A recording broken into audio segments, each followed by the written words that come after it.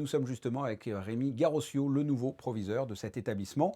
Il a fait lui aussi sa rentrée, il était auparavant proviseur adjoint. Rémi Garossio, bonsoir. Bonsoir. Je le disais dans les titres, une rentrée totalement inédite. Comment s'est déroulée cette rentrée 2020 dans votre établissement ? Et bien plutôt avec sérénité dans la mesure où nous avons mis en place un maximum de précautions. Toutes les équipes ont fait preuve d'un investissement sans faille, et à commencer par les équipes d'intendance pour la circulation des élèves au sein de l'établissement et faire en sorte que la restauration scolaire se fasse dans les meilleures conditions. On a une capacité d'accueil réduite à 120 élèves, ce qui permet de mettre nos jeunes dans les meilleures conditions. Alors combien d'élèves cette année ? Rappelez-nous un peu les filières que propose le lycée. Alors à ce jour, on a 430 élèves et nous les avons accueillis ce matin par vagues successives de façon à faire en sorte qu'il y ait des flux les plus maîtrisés possibles.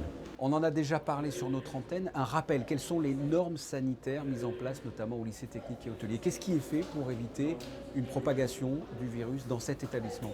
D'abord la circulation des personnes à l'entrée de l'établissement avec naturellement les gestes barrières et aussi le gel hydroalcoolique à disposition à l'entrée et à la sortie.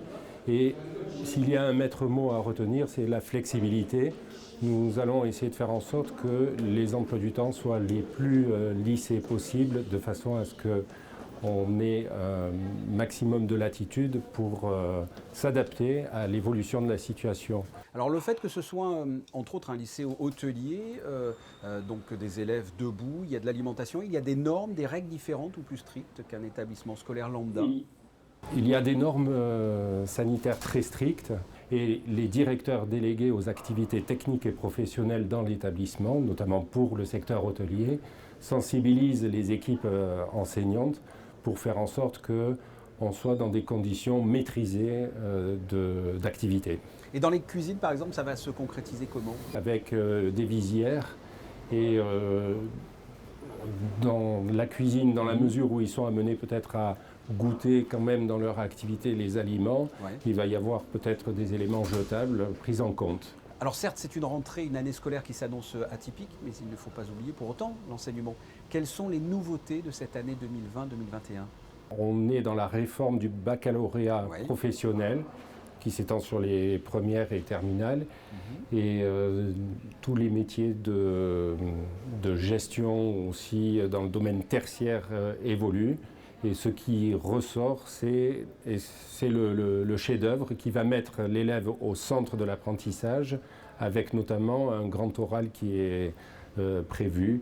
Oui, c'est ça. Alors, qu'est-ce que c'est que le chef-d'œuvre ? C'est nouveau ? C'est à partir de la première ? Qu'est-ce que c'est ? Le chef-d'œuvre, c'est de faire en sorte à partir de la première, que l'élève s'approprie au cours de son cycle une activité particulièrement motivante, un projet personnel qu'il met en relation avec les différents enseignements pluridisciplinaires pour l'amener après à argumenter lors de l'examen et faire en sorte que le meilleur de lui-même soit mis en avant. Voilà une rentrée scolaire inédite, on l'a dit, mais une rentrée scolaire quand même. Rémi Garossio, merci d'avoir répondu à mes questions. Merci bien.